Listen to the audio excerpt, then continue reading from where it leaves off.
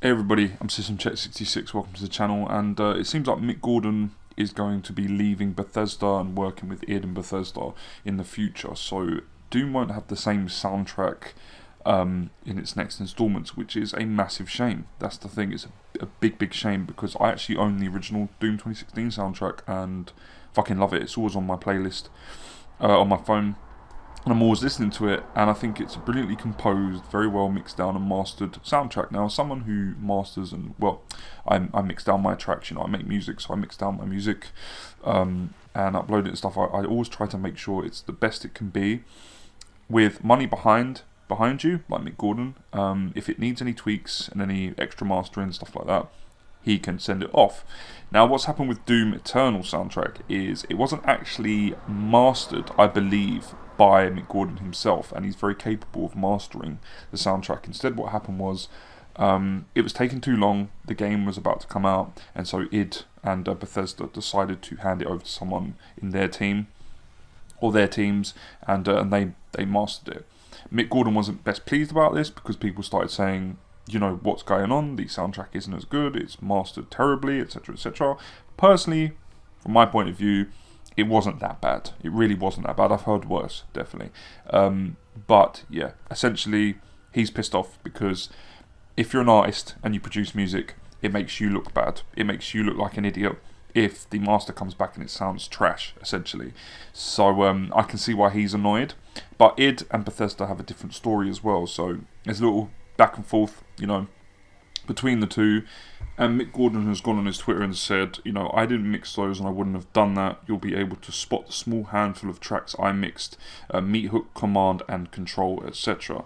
The person that asked him, what's going on with the mastering of the soundtrack was Doominal Crossing.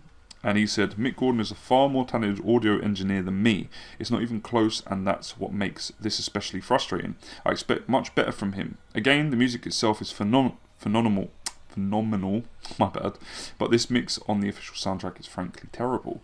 Now look, I have dealt with a lot of audio engineers, mastering engineers, producers. At one point I had a label. I owned a label with a couple of friends, and we would always go through these tracks and just pick out the stuff that needed correcting.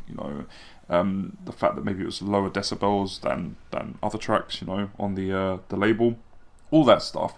But really, when it comes down to it, as long as it's not peaking, it's not crackling, so to speak. If a tune is crackling, it's peaking, it's too high. As long as everything is level and all the sounds are coming through, just fine, then we didn't tend to go too deep on people, and just be like, nope, not interested, because we were a smaller label and we were just trying to build up our repertoire of tunes and also our artists.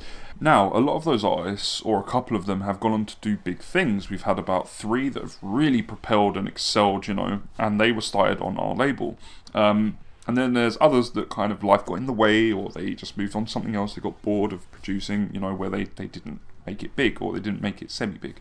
Now there is a difference. Sometimes you get those people that can do both, master and also produce and write tracks.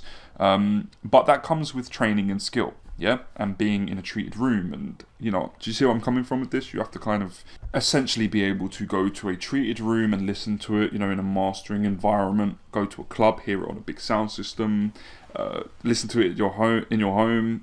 Go into your car, listen to it from that. Do you see where I'm coming from? Listen to it on different speakers, all that sort of stuff. It comes with training, it comes with skill, it comes with practice. So when you are a producer, you're just writing tracks, you don't have access to that sort of stuff. Yeah. You tend to just do what you do. You write the tune and you mix it down the way that you do things, okay? And if you do need to master it or it's getting released, you cough up the money and you pay for it to get mastered by someone who has a better knowledge and is more skillful than you. Mick Gordon is that person that can mix, master and write amazing music. Now this dude who was like, I expect better, I feel like it's a little self-entitled from that guy, and if you're an audio engineer then you can clearly tell it isn't Mick Gordon that mastered it, because it's not the same as 2016. And to say you expect better, music is subjective. Some people like the more warm sounding music, some people like the more compressed sounding music that comes out, in this day and age. I like a bit of both, but I prefer more warm sounding tracks than over compressed tracks. But in dance music, everything is quite over compressed most of the time. House, I think, is compressed definitely, but you get those odd one-off sort of house tracks that are more warm, you know what I mean? I like to make my tunes a little bit more warm with a little bit of compression. If all this is not making any sense because you don't know anything about, audio engineering and stuff, then don't worry about it. What I'm trying to say is, Mick Gordon, he's done the Killer Instinct soundtrack, he's done the Doom 2016 soundtrack, and he produced and wrote the Eternal soundtrack, but he didn't master it. Surely people should know that it wasn't him, in charge of that mastering. Having said that, like I said before, it wasn't that bad. It really wasn't that bad, in my personal opinion. It wasn't as good as Doom 2016 or the Killer Instinct soundtracks. There was definitely something a little bit off, but overall it wasn't like shit. It wasn't a shit pile, let's just say that. But having listened to it again, if I got the soundtrack for myself and listening back to it, I would probably notice some differences because I was playing the game and listening to the soundtrack. Big difference, okay? You don't really tend to pick up too much if you're playing the game, and just hearing the music kind of coming through the headphones or your TV speakers. So yeah, id and Bethesda also fired back at Mick Gordon saying, look, the reason why we handed it over to someone else is because he was taking too long, and the game was ready to be shipped. And obviously the game was pushed back for quite a while. So, from their point of view, they just wanted to ship it. However, what I will say is they should have just waited because losing Mick Gordon is a big blow, definitely. He's an amazing composer, producer, and master and engineer. And it's a massive shame. It really is a massive shame. But I can understand why he doesn't want to work with them again, and I can understand why they got frustrated and handed it over to someone. So I don't know, both sides are really not at fault in that way, but I would say that id and Bethesda have lost someone very capable and very, very talented. And I don't know who they're going to get for the next game, but it's not going to be the same without Mick Gordon. So Bethesda and id have said they will never work with Mick Gordon again. Mick Gordon has said he will never work with them, two companies again. And so what we have is a split between the two companies and Mick Gordon, and that's how it's going to stay. And to be honest, from Mick Gordon's point of view, as a producer myself, if your reputation is tarnished by something they've done and they haven't come out and said, look, it wasn't mastered by Mick Gordon, then I can see why he's pissed off. I can. Money-wise, time-wise, I get why Bethesda and id have been like, no, I don't think we're going to, take him on again. But as I said previously, it is a shame. Now, the person who mixed down and mastered, well, I would have thought that Mick Gordon would have mixed down the actual tracks and stuff, but the person who went on to master the Eternal soundtrack, he caught a lot of flack, and got a lot of fire from people just gunning him on his Twitter and stuff. And personally, look, between me and you, I have heard some absolutely fucking terrible mix downs and masters in my time as a label owner and a producer myself. I've been to an actual production studio, every week I used to go there. I spoke to an actual professional. I spoke to a lot of professionals. I've been in a room when people have been mastering and mixing down their tracks many times. And believe me when I say, the person who mastered this soundtrack, he didn't do that bad of a job. Not really. Not compared to some of the stuff I've heard. But this is coming from a personal sort of point of view, from me personally, with the amount of stuff that I've heard in my lifetime, and it's been dog shit. Absolute dog shit. Even like this huge, mastering company that I used along with a lot of known artists in the drum and bass scene. Audio Animals, I'm sure they won't hear this, but I like the guys over at Audio Animals, but they charge, I think it's like £100 to mix down and master your track, so one track. They used to charge 40 quid, and it wasn't so bad. As they started doing scores for films like The Amazing Spider-Man 2, I believe they did some of the Avengers soundtracks, maybe, I might be getting that wrong, but they did a lot of film scores, and so their talents lied more in film scores, and they were great at doing film scores, but when it came down to mixing and mastering dance music, they just weren't that good. And I spoke to a lot of sort of professional DJs and producers in my time who have said the same thing. They said it was a waste of money and they'd rather mix down and master their own stuff because it would probably come out better. So, sometimes mastering engineers do better with different types of music. With Audio Animals, it's composing for film scripts. With Mick Gordon, he's more into the heavy metal, slash dubstep, I don't know, dance style of music and style of tracks.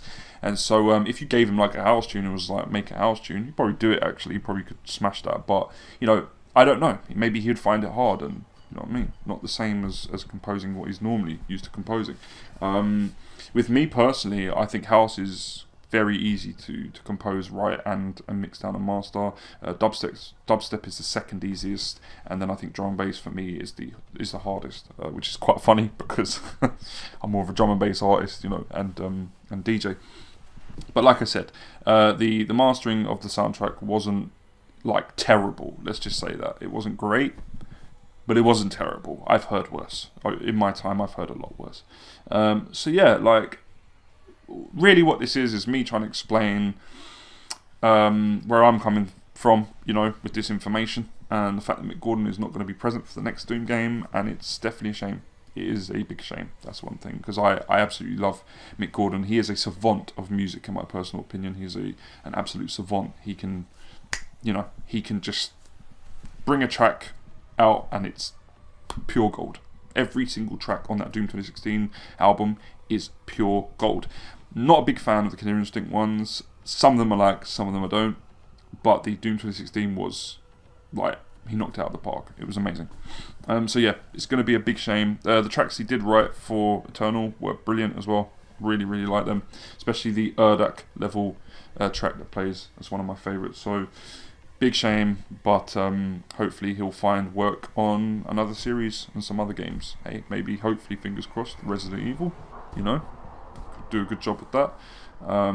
Or, I don't know, Mortal Kombat. There's so many different, you know, genres and games that he could put his hand to. Maybe step away from that heavy metal / dubstep / electronica, you know, style of stuff that he's used to doing. So yeah, anyway, let me know what you guys think about all this information down in the comments section below.